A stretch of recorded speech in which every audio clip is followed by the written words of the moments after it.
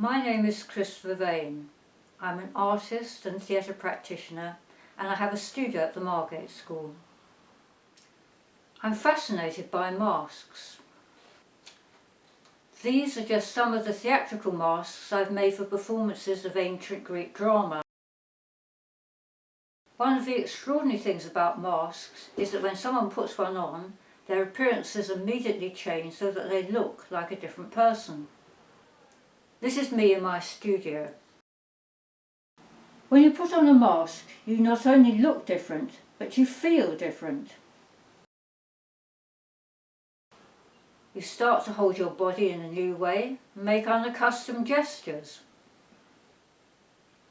This is a friend of mine modelling some of my very basic character masks that only cover part of the face.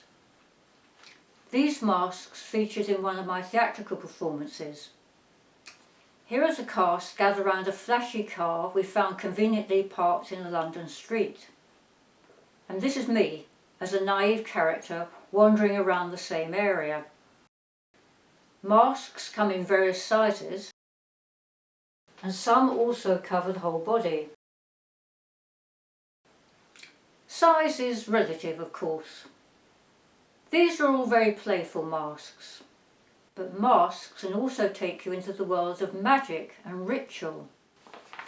Much of my work has been with ancient Greek tragedy, where the ritualistic power of the mask comes into its own.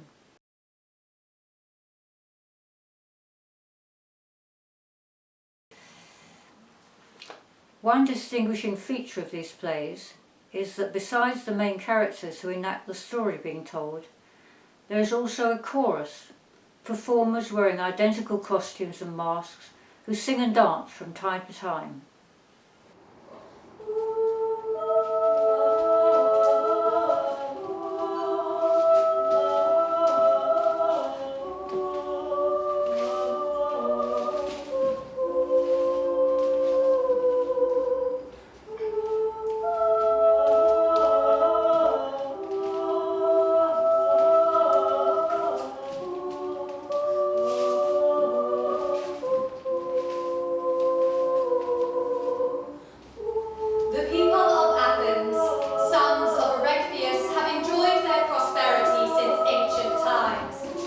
Children of blessed gods, they grew from holy soil unscorched by invasion.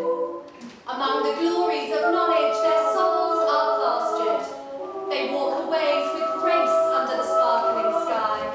There, long ago, they say, was born golden-haired harmony, created by the 9 virgin muses of Pieria. They say that Aphrodite dips her cup in the clear stream of the lovely Cephisus. It is she who breathes over the land the breath of gentle, honey-laden winds. Her flowing locks she crowns with a diadem of sweet-scented roses, and sends the loves to be enthroned beside knowledge, and with her to create excellence in every art.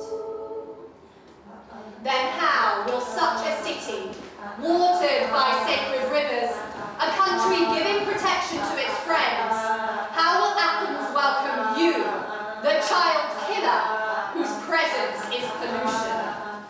Contemplate the blow struck at a child.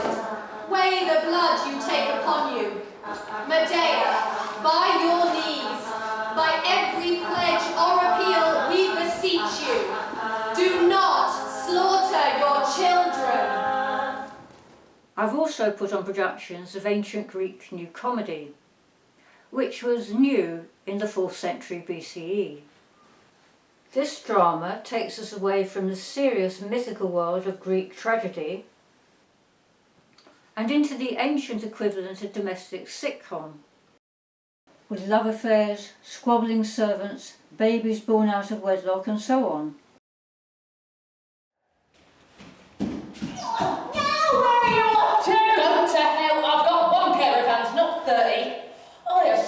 Charcoal for the ovens.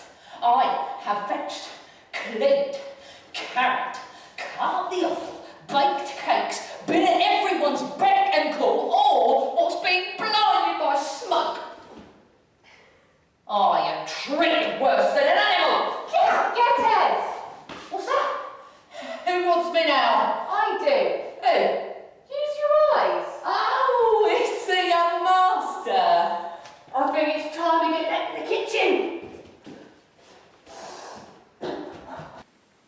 That was a clip from my adaptation of one of the new comedy plays. The next scene is from another play in which the action hinges around a misunderstanding concerning the identity of a baby. You're sailing along when suddenly a storm blows up out of nowhere and wrecks everything, leaving you completely at sea. That's how I am now. Before that, I was inside, busy organising the wedding preparations, making the appropriate sacrifices, giving these servants detailed instructions on their various tasks, and it all seemed to be going well. But now, I don't know what to think. I could be going mad. I'll leave it for you to decide. I'll just give you the facts. I was inside, as I said, and there was a lot going on at once. It was pretty chaotic. The baby had been dumped on the couch out of the way and was bawling its head off. Meanwhile, the servant woman was shouting at the top of their voices.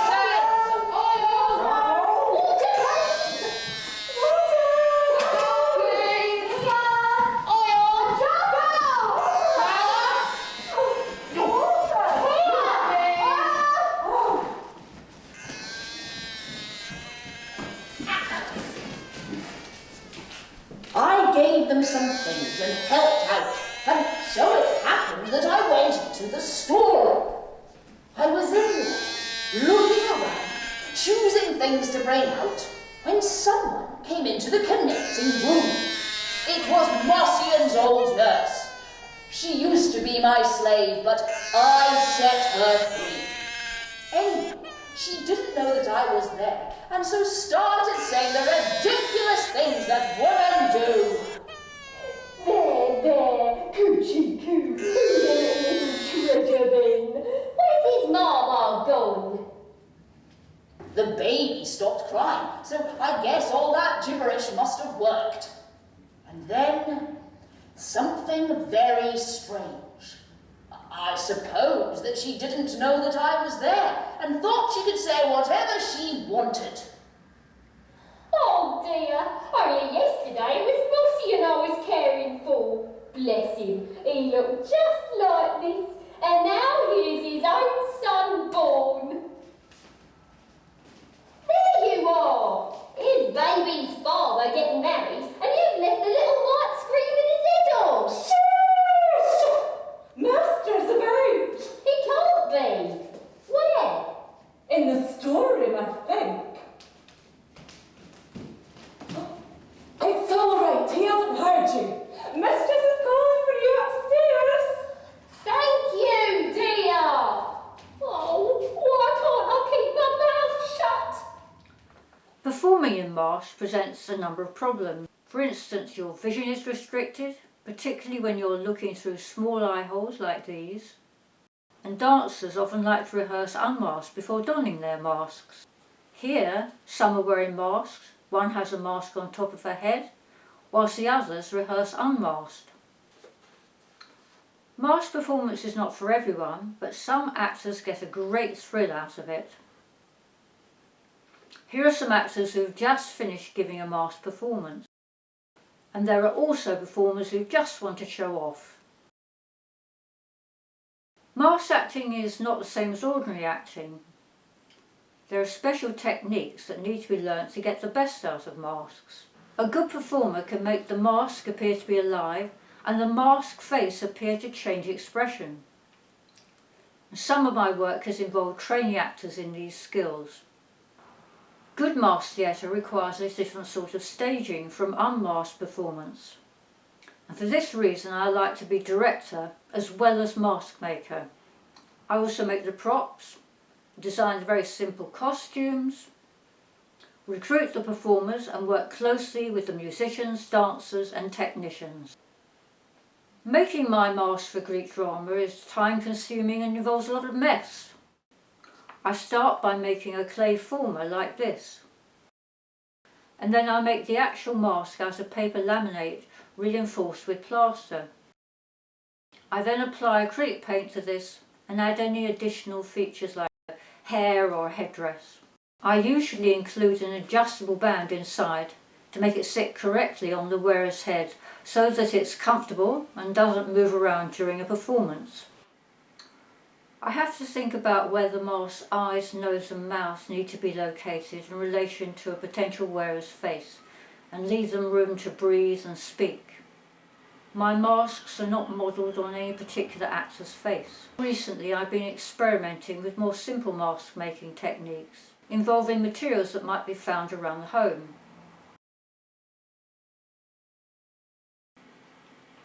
Such as paper plates, cardboard boxes, funnels and milk bottles. Mask-like faces appear in some of my 2D work.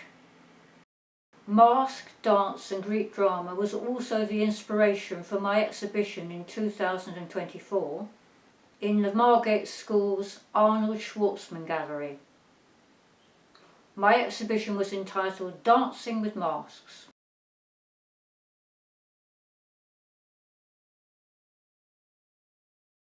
The exhibition celebrates my passion for the playfulness of masks, the joy of dance, and has been greatly inspired by my work with the masked dance of ancient Greek drama.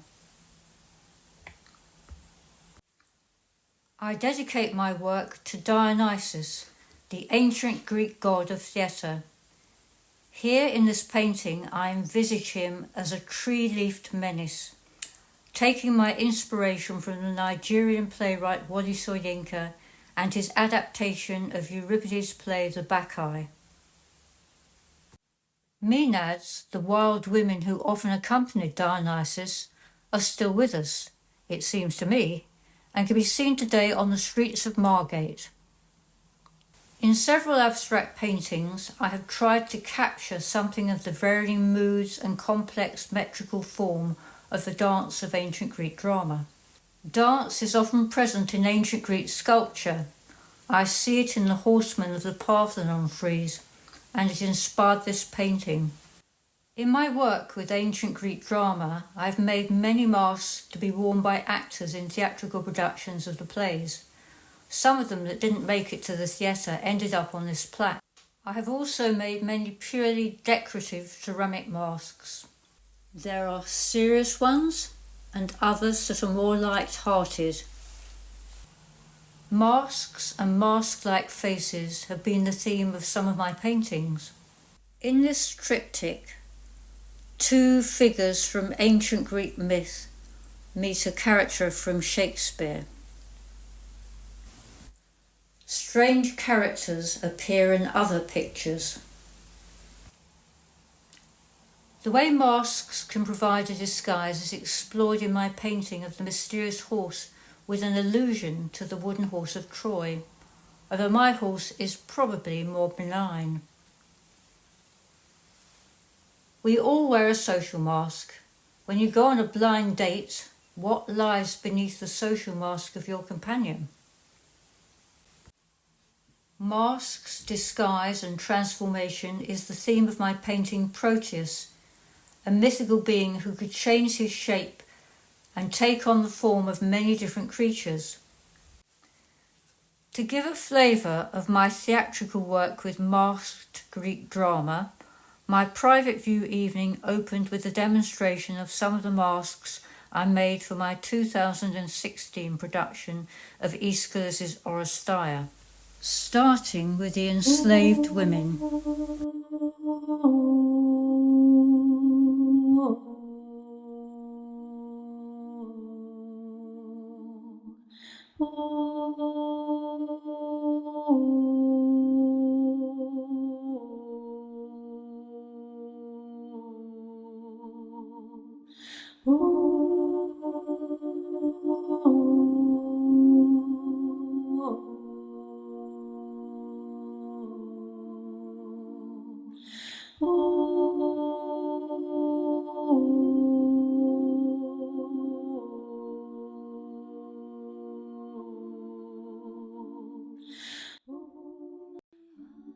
The Furies, ancient primitive goddesses from the underworld, are hideous and terrifying.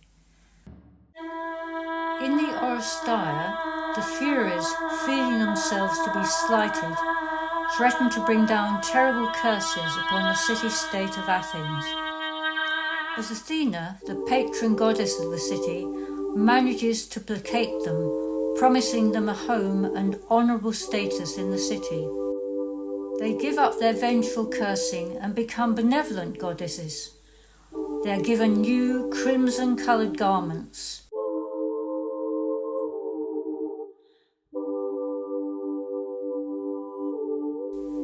In a torchlight procession, the citizens of Athens lead them to their new home.